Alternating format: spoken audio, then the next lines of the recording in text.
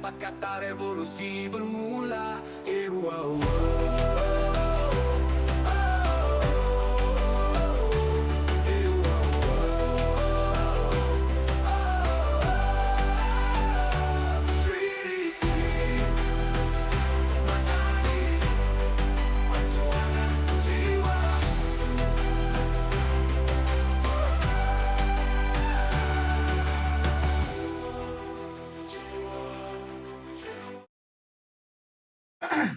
Okey, Assalamualaikum warahmatullahi wabarakatuh. Salam sejahtera. Salam Malaysia Madani. So, hari ini kita dapat bertemu. Sama lagi dengan saya, Muhammad Safwan bin Zubir di Pod Monolog. Soalan saya pada sesi yang inilah, tajuk yang ini. Kenapa sistem governance yang kita percaya Islam seolah-olah tidak lagi berfungsi? Kenapa setiap keputusan politik hari ini penuh dengan kontradiksi, chaos dan kompleksiti yang mustahil untuk kita ramal? Sebab apa? 26 Oktober 2025, Donald Trump mendarat di Kuala Lumpur untuk sidang kemuncak ASEAN. Media melaporkan perjanjian perdagangan, gencatan senjata dan juga diplomasi. Tapi tunggu dulu. Apa yang sebenarnya berlaku di sebalik tabir? Dan lebih penting, apa yang peristiwa ini beritahu kepada kita tentang dunia yang kita sedang diami sekarang. So, hari ini kita nak baca lawatan Trump melalui lensa yang berbeza, iaitu lensa post-normal politics. Dan saya jamin apa yang anda akan dengar pada hari ini akan merubah cara fikir anda, mengubah cara lihat diri anda terhadap berita yang ada pada hari esok. So, jangan tunggu, jangan buang masa. So, kita mulakan ke hadapan dalam segmen yang pertama.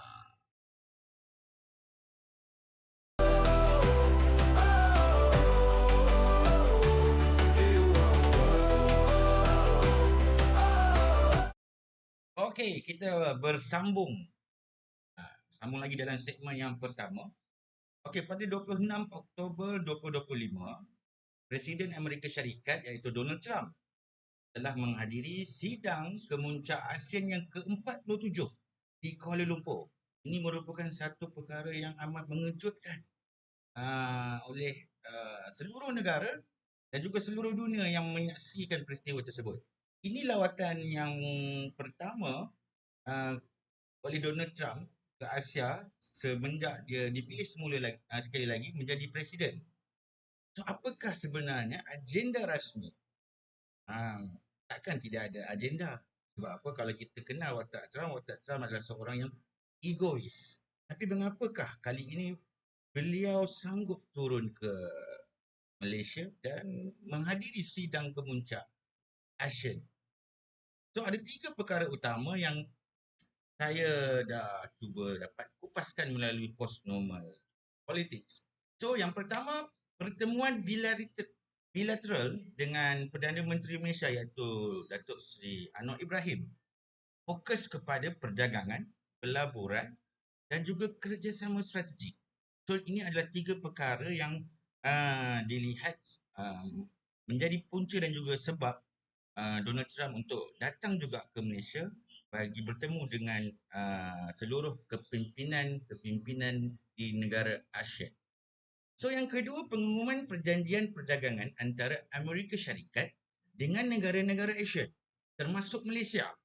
So, perjanjian ini dijangka membuka pasaran yang baru dan mengurangkan tarif perdagangan.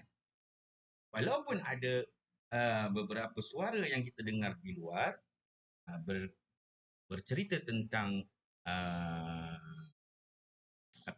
tindak balik daripada kerajaan Amerika itu sendiri kepada Malaysia dengan cara seperti menekan. Tetapi apakah yang sebenarnya yang berada di sebalik yang dikatakan tertekan itu, yang sanggup akhirnya diterima oleh Datuk Seri Anwar sendiri dan juga para kepimpinan di dalam negara kita Malaysia. So yang ketiga, Trump mempengerusikan upacara penandatanganan gencatan senjata antara Thailand dan juga Kemboja.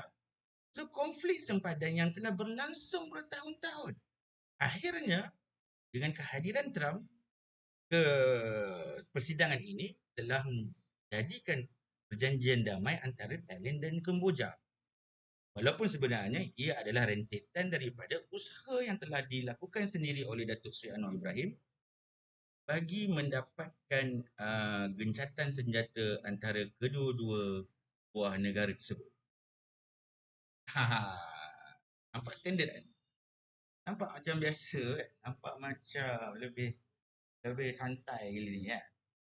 So ini adalah satu diplomasi yang biasa. Kan? Lawatan rasmi kan? Macam inilah seorang ketua negara ke negara-negara yang lain. Kemudian dilakukan sedikit perjanjian ekonomi semasa dalam beliau melakukan lawatan-lawatan kerja ke negara-negara yang mereka ingin tujui. So tapi ini bukanlah cerita yang sebenar. Ini bukan cerita yang sebenar.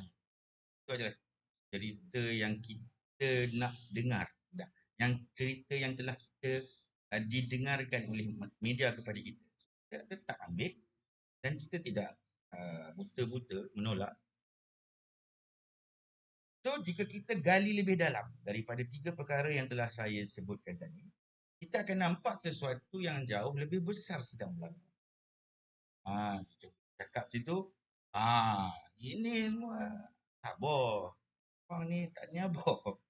So, lawatan ini bukan sekadar lawatan perdagangan ataupun yang melibatkan keamanan serantau. So, ia tentang persaingan kuasa global antara Amerika dan juga China. Ia tentang bagaimana ASEAN itu sendiri memposisikan diri dalam perang dingin baru yang ada pada saat ini, iaitu di antara Amerika dan juga China. Ini adalah satu perang dingin antara dua negara yang besar. Dan ia tentang bagaimana Malaysia sebagai negara yang majoritinya Muslim menavigasi tekanan geopolitik yang semakin kompleks dengan mengambil keuntungan di antara pergelutan yang berlaku di antara kedua-dua buah negara. Walaupun sebenarnya kalau kita lihat semenjak yang akhir ini dalam tempoh 2 tahun, memang kebanyakan taktikal dan juga seni politik Datuk Seri itu sendiri memang menggunakan teknik 2 dapat 1. 2 dapat 1. Allahualam. Boleh semak lah kot. Salah. Dan untuk memahami semua ini, kita perlu kerangka pemikiran yang baru.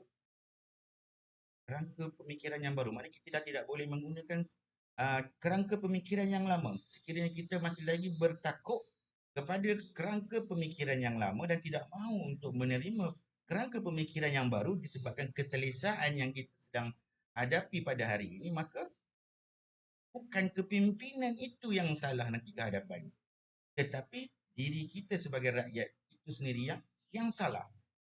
Kita perlu kerangka pemikiran yang baru. Di sinilah konsep post-normal politics masuk.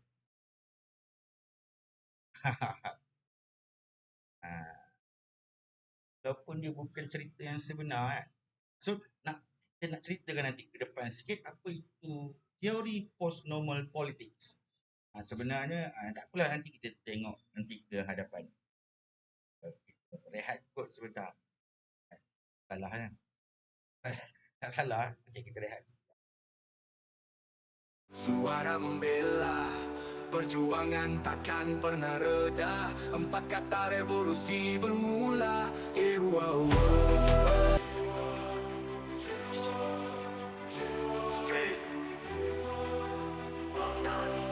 Perjuangan bangkit.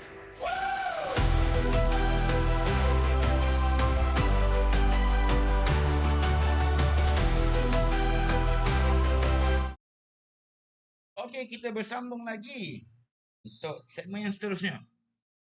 Tadi kita nak berhenti masa dekat cerita apa tadi?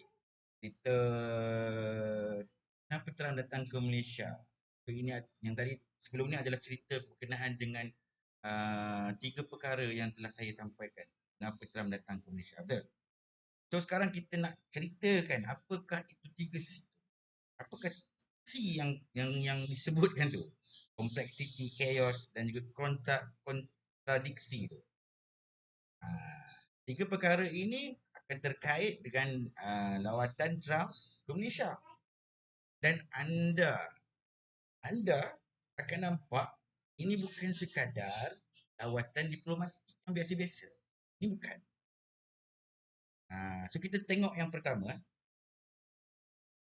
Lawatan ini bukan tentang hubungan bilateral Malaysia dan juga Amerika. Ia adalah sebahagian daripada strategi yang lebih besar daripada lawatan. Iaitu sebagai apa? Sebagai pengimbang kepada China yang sekarang sedang agak kuat berada di dalam Asia Tenggara yang pada hari ini. So Trump datang ke Malaysia dengan perjanjian perdagangan. Tapi di sebalik itu, mesej sebenar adalah Amerika nak mengatakan bahawasanya kepada Asia yang Amerika masih lagi relevan. Jangan terlalu bergantung kepada China. Amerika masih ada. Mengapa harus pergi bergantung kepada China? Dan Malaysia kita berada di tengah-tengah. Tadi saya cakap. KMX dalam beberapa perkara yang besar yang kebelakangan ini kalau kita lihat menggunakan 2 perkara yang berlawanan dan akhirnya mencetuskan satu pendapatan. Dan kita yang berada di tengah-tengah pada hari ini sedang bermain catur. Kita tidak boleh memihak kepada A, kita tidak boleh memihak kepada B. Akan tetapi kita menyokong kedua-duanya sebagai rakan kita, rakan dagangan kita, rakan sekawan kita di dalam parti. Tapi kita juga tidak boleh mengatakan dan juga mengabaikan Amerika Syarikat kerana mereka masih kuasa kepada ketenteraan ekonomi yang dominan berbanding dengan China. So kalau kita tinggalkan, apa yang akan jadi? Chaos kepada Malaysia. Bercakap mudah, persiapan yang tiada dengan tindakan yang dilakukan akan menyebabkan laku chaos. Mudah saja hukumnya ABC. So, ini adalah satu kompleksiti dalam bentuk yang paling nyata untuk kita cuba dapat fahamkan. Satu langkah yang salah je, automatik ekonomi kita akan terjejas. Rakyat yang akan menanggung. Rakyat akan kata kepimpinan ada makan. Kita nak sentuh berkenaan dengan kepimpinan. Macam mana? Termasuk yang tajuk C yang kedua. Chaos. Chaos ini dalam tatanan yang serantau. Kalau kita lihat sekarang, gencatan senjata Thailand dan juga Kemboja yang dipengerusikan oleh Trump. Anda fikir ini adakah sesuatu yang berlangsung sebabkan kebetulan ke sebabkan yang telah dirancang? Walaupun sebenarnya dunia sudah tahu kenapa Trump ini juga dapatkan melakukan perdamaian antara Kemboja dan juga Thailand disebabkan untuk mendapatkan anugerah Nobel. So adakah perkara ini yang berlaku dalam keadaan yang alami? Tak. Dia mesti berlaku dalam keadaan yang telah disusun. Penyelesaian konflik ini bergantung kepada kehendak seorang pemimpin yang dikenali dengan dasar luar yang tidak menentu. Kalau dia kata nak, dia nak lah. Kalau dia kata tak nak, maka tak nak lah. Dah lah dia kata tak nak, dia kata tak nak tu dia boleh letak je dekat dalam tweet. Habis semua saham jatuh. So apa jaminan bahawa perjanjian ini akan bertahan? Yalah, apakah yang menyebabkan yang boleh dikatakan oleh PMX sendiri kepada rakyat bahawasanya perjanjian ini mampu bertahan. So, apa jaminan? Mesti kita nak tanya kepada baik-baik, apakah jaminan bahawa Trump tidak akan ubah haluan minggu depan? Dekat situ ada permainan yang mungkin berlaku yang kita mungkin tidak tahu dan mungkin menjadi rahsia dan tidak mahu diungkap di dalam mana-mana video. Itu boleh cari sendiri. So, di sini kita nampak adalah terdapat pattern interrupt. Ini adalah realiti dalam post-normal. Ada berlaku pattern interrupt. Pattern interrupt ini juga telah berlaku dalam beberapa perkara yang kebelakangan. Keamanan dan juga kestabilan tidak lagi dijamin oleh institusi atau sistem, tetapi oleh individu yang boleh berubah fikiran dalam sekelip mata. Itu. Dan ini yang menjadi menakutkan kepada kita. Pattern interrupt ni yang kita takutkan. Tapi bagaimana kita hendak mengawal apakah yang kita pegang? Walaupun di dalam apa yang kita lihat yang dibentangkan di dalam parlimen mengatakan bahawasanya Malaysia yang banyak dipegang. Tapi masakan mustahil MX terlepas pandang untuk melihat apakah yang sepatutnya menjadi keuntungan kepada kita dan juga negara, terutama rakyat di Malaysia.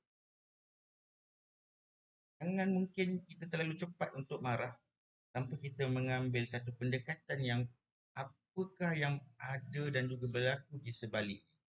Kerana apa? Itulah di dalam waktu kita berada di dalam post normal. Itu memang amat menyerabutkan. Ataupun saya boleh tinggallah yang mudahlah sikit. Kenapa kita pada hari ini kita mencari dan juga kita menanti kedatangan hari kiamat? 2024 dah berlalu pergi. Kalau dia sebelum ini 2000 tak tahulah 2000 berapa pun dah berlalu pergi. 2000 berapa lagi yang nak dikatakan akan hadir, akan tiba dan hari kiamat. Dengan cara kita menunggu. Adakah kiamat itu akan datang dalam keadaan kita menunggu? Kiranya kalau kita mencernai maksud kiamah itu sendiri adalah cerita berkenaan dengan kebangkitan. Kalau kita mahukan dan impikan sebuah kebangkitan, kebangkitan itu tidak boleh ditunggu, melainkan kita ambil dan kita bangkit dan bangunkan ia sendiri, maka kita akan dapat kiamah itu yang kita impikan. Itulah post normal. Itulah di mana dia boleh dikatakan bahawasanya kenapa tidak sampai dan tidak jumpa, kerana kita sedang berada di dalam waktu hari kiamat itu sendiri. Wallahualam. Itu pandangan saya. Kalau salah, minta maaf. Boleh rujuk dengan mana-mana ustaz yang lain. Okey, kita sambung. Boleh sambung. Yang ketiga, kontradiksi dalam nilai dan juga kepentingan. Dan akhirnya, kontradiksi yang paling jelas adalah bila Amerika di bawah Trump sering bercakap tentang nilai-nilai demokrasi, kebebasan dan juga hak asasi manusia. Tetapi dalam lawatan ini, fokus utama adalah kepada ekonomi dan juga keselamatan. Tiada perbincangan mendalam tentang isu hak asasi. Di Myanmar, tiada sebutan krisis Rohingya. Tiada kritikan terhadap penindasan di negara-negara asal yang lain. So, mengapa ia berlaku sedemikian sedangkan Amerika itu sendiri adalah sering menggunakan dan juga mempertahankan tentang hak asasi yang sering mereka sebut-sebutkan. Kenapa?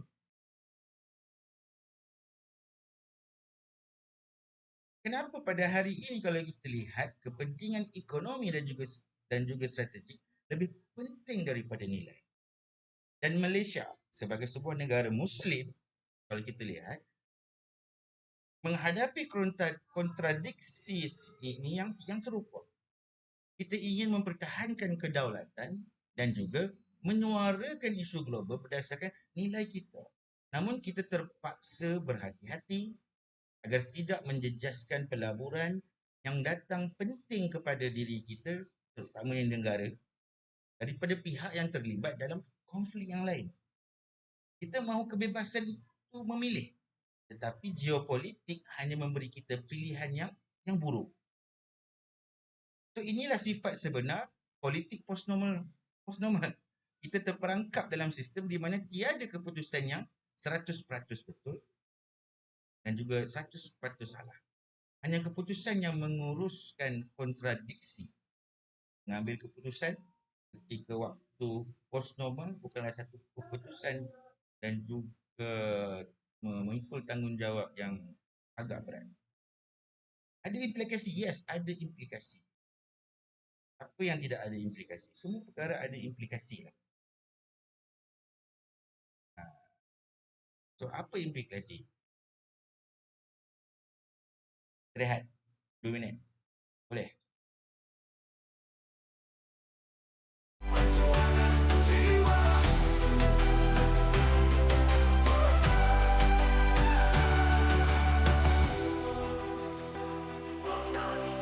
Perjuangan bangkit.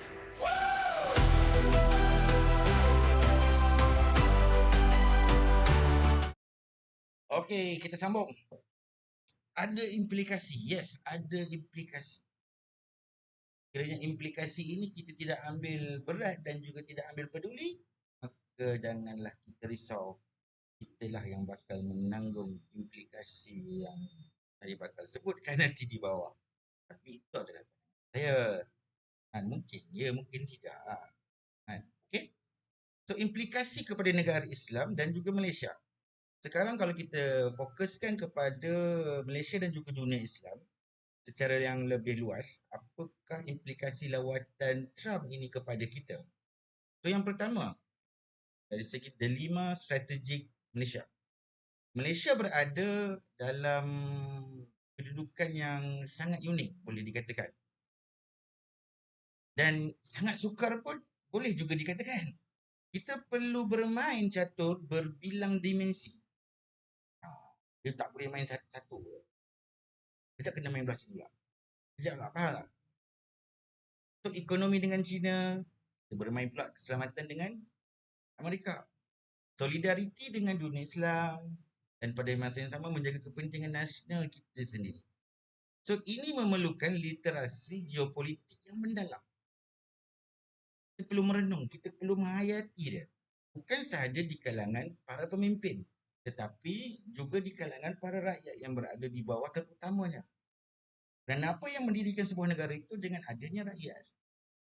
Maka haruslah rakyat itu juga yang mengambil kepentingan, mengambil tahu dan juga mengambil